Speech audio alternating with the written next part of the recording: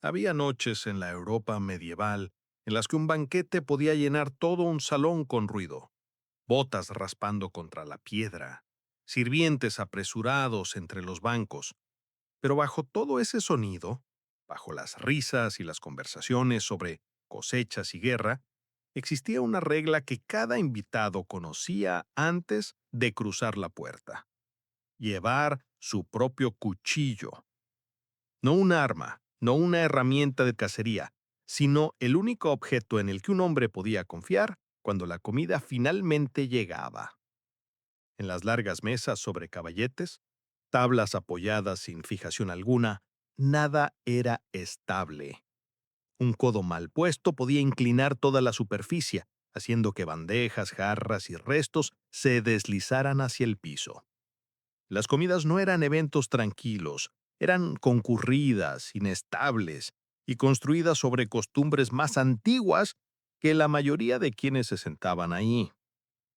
Y aún así, dentro de ese caos, había orden. Un cuchillo era más que un utensilio, era una señal de pertenencia, de que sabías cómo comer correctamente, cómo cortar con limpieza, cómo servirte sin molestar a los que estaban a tu lado. Era tan esencial como respirar. No había tenedores, las cucharas eran raras y costosas, a menudo sujetas al cinturón para evitar que las robaran. La sal se compartía de un único salero. La comida llegaba en fuentes comunes, y cada invitado, rico o pobre, debía manejar todo eso con la hoja que llevaba desde casa. En esos salones, la comida no comenzaba con los alimentos. Comenzaba cuando un hombre colocaba su cuchillo sobre la mesa, una declaración silenciosa de que entendía las reglas del mundo al que acababa de entrar. Pocos hoy recuerdan por qué una simple hoja tenía tanta autoridad, pero en la Edad Media, un cuchillo podía decir más sobre una persona que su ropa, sus modales o incluso su origen.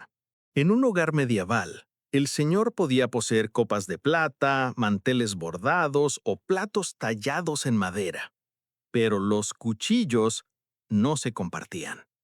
Eran objetos personales, llevados a diario, afilados con frecuencia y protegidos con cuidado. Había tres razones para ello. Primero, muchos hogares simplemente no tenían suficientes cuchillos para ofrecer. El metal era costoso. Incluso una hoja básica de hierro representaba horas de trabajo de un herrero, y una familia podía tener solo unas pocas más allá de las que usaban los sirvientes. Segundo, los cuchillos variaban mucho en calidad. Una buena hoja señalaba riqueza o estatus. Una pobre decía lo contrario. En algunas cortes, el mango de un cuchillo, hueso tallado o cuerno pulido, ámbar, plata o incluso piedras enjastadas en madera, revelaba más sobre la posición de una persona que su propia vestimenta. Algunos nobles llevaban cuchillos adornados con perlas o rubíes. El rey Enrique VIII poseía juegos incrustados de joyas, lo suficientemente valiosos como para guardarlos bajo llave entre comidas. Tercero, el cuchillo no era solo para comer. Era una herramienta de viaje, comercio y vida diaria. Servía para cortar cuerda, modelar madera, recortar tela o encender fuego. Un invitado no se desprendía de él fácilmente, ni esperaba que alguien le prestara uno. Pero una vez sentado en la mesa, el cuchillo cambiaba de papel. Se convertía en el único objeto permitido para tocar las fuentes comunes: la carne asada, las aves cocidas, el pan grueso partido en mitades. Un hombre cortaba su porción con la misma destreza que usaba en el campo o el taller. Tenía que saber cortar con limpieza, sin dispersar migas ni salpicar salsa sobre su vecino. La hoja no era solo un utensilio, Era una prueba de que entendía la etiqueta de comer, entre otros. Una pequeña pero significativa prueba de disciplina en un salón concurrido. Las mesas medievales nunca se construían para durar. Eran estructuras temporales, ensambladas para la comida y desmontadas al terminar. Una larga tabla descansaba sobre caballetes, soportes de madera que sostenían desde panes trinchera hasta jarras de cerveza. Pero las tablas no estaban fijadas a las patas, simplemente se apoyaban encima. Eso significaba una cosa: la estabilidad era un mito. Los invitados se sentaban hombro con hombro. Los sirvientes se movían detrás de ellos con fuentes recién salidas del fuego. Si un hombre se inclinaba demasiado o apoyaba los codos para equilibrarse, toda la tabla podía inclinarse, enviando medio banquete al suelo en una cascada de pan, huesos y bebida derramada. Los libros de cortesía advertían contra apoyar los codos o inclinarse sobre los platos. La advertencia no era simbólica, era práctica. Un gesto descuidado podía arruinar la comida para decenas de personas. Esta fragilidad también moldeaba cómo la gente manejaba la comida. No había espacio para cortes torpes o movimientos amplios. Todo debía hacerse con la precisión de quien talla en un espacio estrecho, silencioso, controlado, atento. En un ambiente así, el cuchillo personal se volvía más que una herramienta. Era la forma de navegar un ambiente que podía tornarse caótico en cualquier momento. La mesa no toleraba errores, y quienes la gobernaban, mayordomos, alguaciles, señores, esperaban que cada invitado conociera las reglas lo suficiente como para mantener el orden en un lugar construido sin él. Antes de que existieran los tenedores en la mesa, los comensales medievales usaban trenchers, gruesas rebanadas de pan duro o platos redondos de madera para sostener lo que cortaban de la fuente compartida. La trinchera no era solo un plato, era parte del ritual. Un hombre cortaba un trozo de carne de la fuente común, lo colocaba en su trinchera y lo dividía en porciones pequeñas. Luego, y solo entonces, llevaba cada pieza a la boca con 3 dedos, el pulgar, el índice y el dedo medio.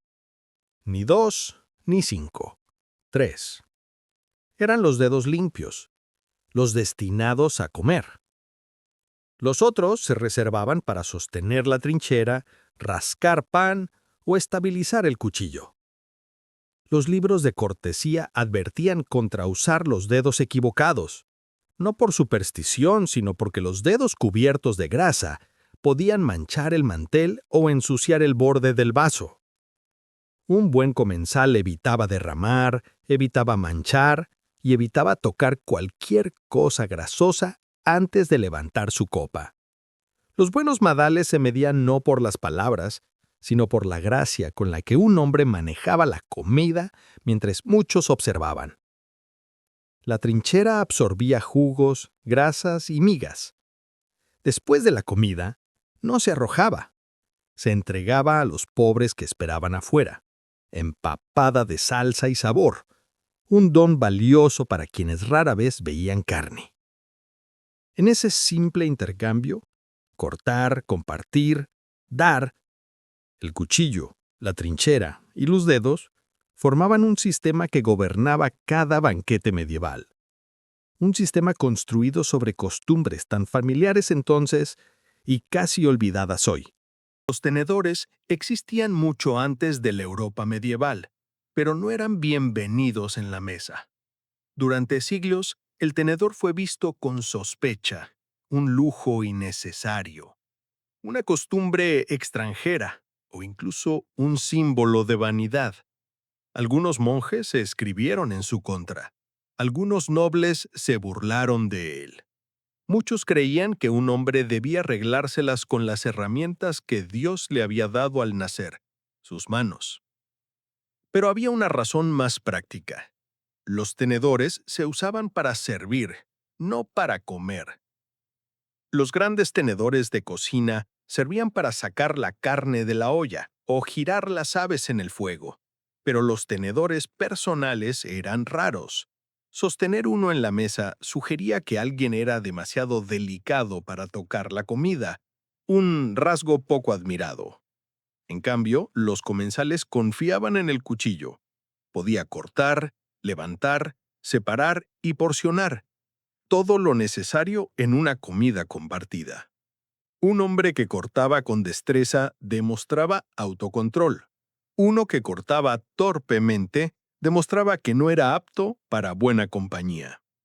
Para cuando los tenedores personales finalmente fueron aceptados en Europa, primero en Italia y luego lentamente en otros lugares, el sistema medieval ya se había desvanecido. Pero en el apogeo de la Edad Media, el tenedor era un extraño en un mundo que exigía propósito y disciplina. Y nada simbolizaba esa disciplina más que la hoja que cada invitado llevaba a la mesa. Un cuchillo no era simplemente algo que un invitado usaba, era algo que exhibía. Las hojas variaban en longitud, filo y artesanía. Algunas eran de hierro simple, pulidas hasta adelgazar por años de uso. Otras tenían mangos tallados, tapas metálicas o decoraciones de hueso o ámbar.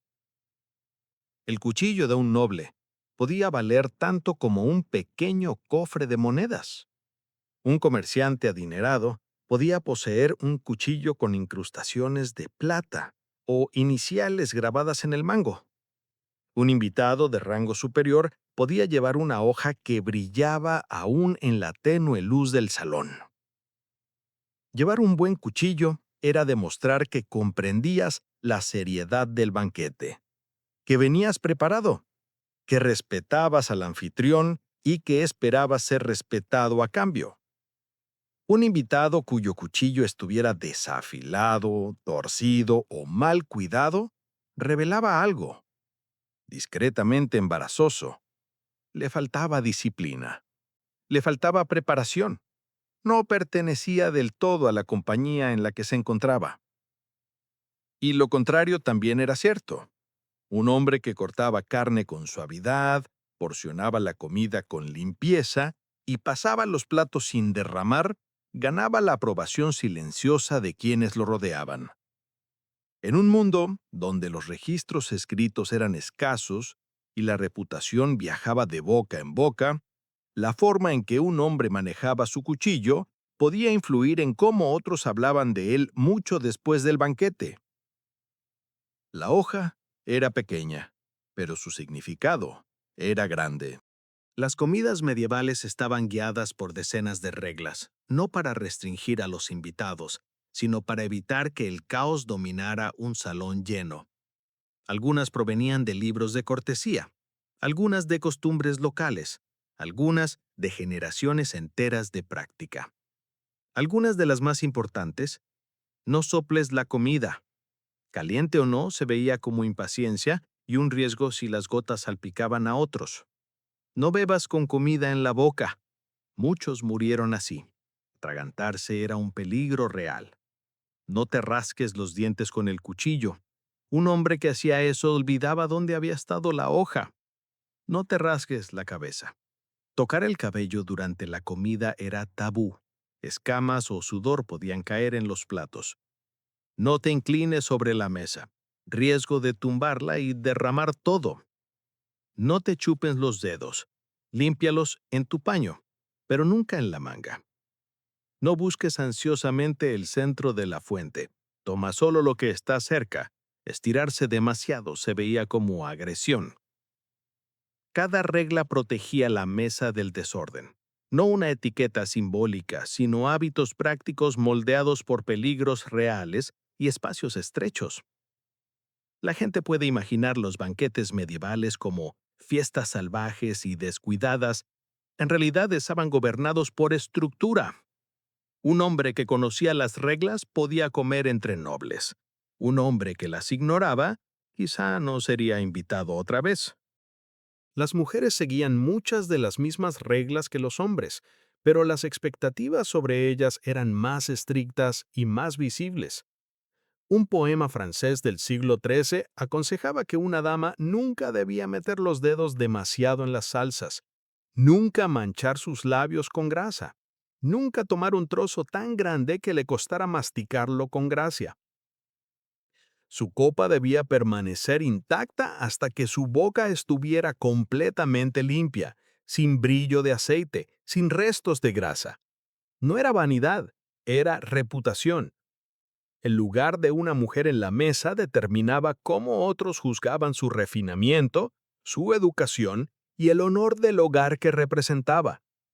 Un solo gesto descuidado, tocarse el rostro, manchar su labio, levantar la copa demasiado pronto, podía provocar susurros que la siguieran mucho más allá del banquete. A los hombres se les exigía disciplina, a las mujeres, perfección. Y aunque las reglas diferían, el cuchillo seguía siendo central para ambas. El cuchillo de una dama solía ser más pequeño, decorado o con un mango que se ajustaba mejor a su mano, pero cumplía el mismo propósito: mostrar que entendía las costumbres del salón y demostrar que había ganado su lugar en la mesa. Hoy, cuando vemos un cuchillo junto a un plato, parece algo común, una herramienta que espera educadamente lo que salga de la cocina. Pero en la Europa medieval, el cuchillo tenía peso. Era un símbolo de preparación, disciplina y pertenencia. Marcaba a una persona como alguien que seguía las costumbres del salón, alguien que comía con intención, cortaba con cuidado y entendía el mundo en el que se sentaba. El tenedor llegaría con el tiempo, la mesa cambiaría, la etiqueta evolucionaría, pero durante siglos, una simple hoja moldeó cómo las personas compartían alimentos, juzgaban el carácter y se movían dentro de una sociedad construida sobre reglas silenciosas. El banquete comenzaba con ella y, en muchos sentidos, dependía de ella. Todo lo demás, las mesas abarrotadas, las fuentes compartidas, los 3 dedos limpios, las trenchers de pan empapadas en jugo, giraban en torno al cuchillo que cada invitado llevaba desde casa. No un arma, no una amenaza, solo la única herramienta permitida para tocar la comida. Un objeto pequeño que revela, incluso ahora, cómo la gente vivía y cómo comía.